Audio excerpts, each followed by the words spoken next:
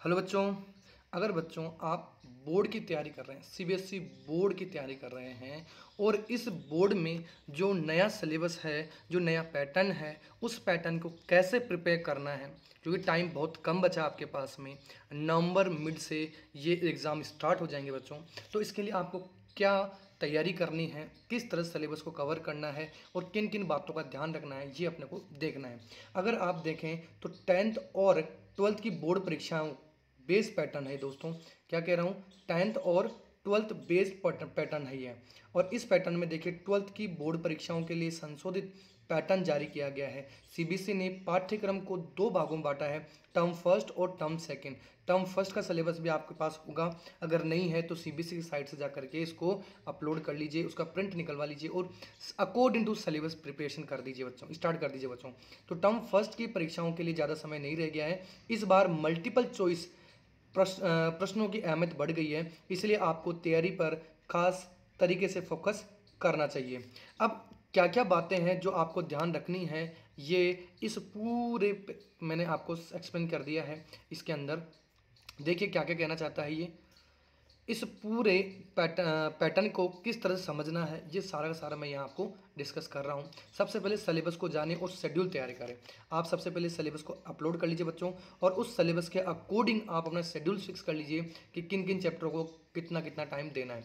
Term first में 50% syllabus आ रहा है, अपन जानते ही हैं कि 50% सिलेबस आ रहा है, तो उसी 50% सिलेबस को ही अपने को प्रिपेयर करना है। इसलिए आपको पता होना चाहिए कि कौन से चैप्टर टर्म फर्स्ट में आ रहे हैं और हर चैप्टर को कितना वेटेज मिलेगा। तो हर तरह से आपको सीबीएसई के साइट जा करके ये सारा का सारा पैटर्न पेपर ये सारे इंस्टॉल करने। इससे पहले वाले वीडियो लेक्चर के अंदर ही मैंने पूरा कंप्लीट सिलेबस मैंने डिस्कस कर लिया है, आपको उसका लिंक डिस्क्रिप्शन बॉक्स में मिल जाएगा बच्चों। अपनी ताकत और कमजोरी के अनुसार शेड्यूल बना लीजिए, फिर आप अपना टाइम टेबल सेट कर लीजिए। पैटर्न को समझकर प्रत्येक प्रकार के प्रश्न का अभ्यास करें, उनकी प्रैक्टिस करें। टर्म फर्स्ट परीक्षा ऑब्जेक्टिव बेस्ड होगी, जिसमें डिफरेंट प्रकार के एमसीक्यूज क्वेश्चन पूछे जाएंगे। टेक्स्ट बुक को ध्यान में रखते हुए एनसीईआरटी पाठ्यक्रम को गहराई से यानी डीपली स्टडी करनी है बच्चों।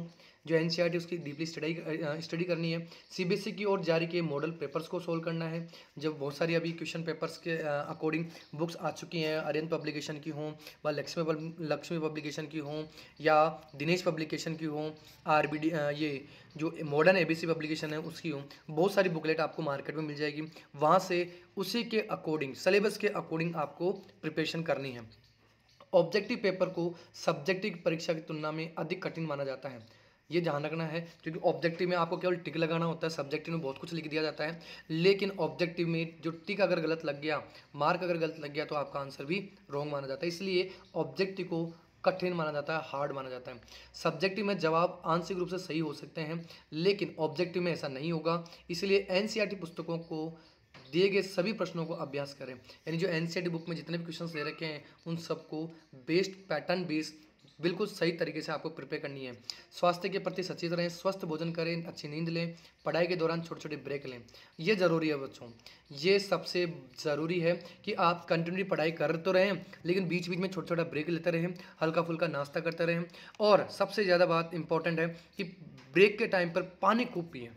जितना ज़्यादा पानी पियोगे आपके डिहाइड्रेट नहीं होगी बॉडी, और आपकी बॉडी के डाइजेशन की प्रॉब्लम, बहुत सारी जो प्रॉब्लम है अपने पेट से प्रॉब्लम आती, पेट से रिलेटेड है, स्टमक से रिलेटेड है, वो सारी सारी प्रॉब्लम्स का कोई दिक्कत नहीं आएगी जब आप पानी रेगुलर पियेंगे।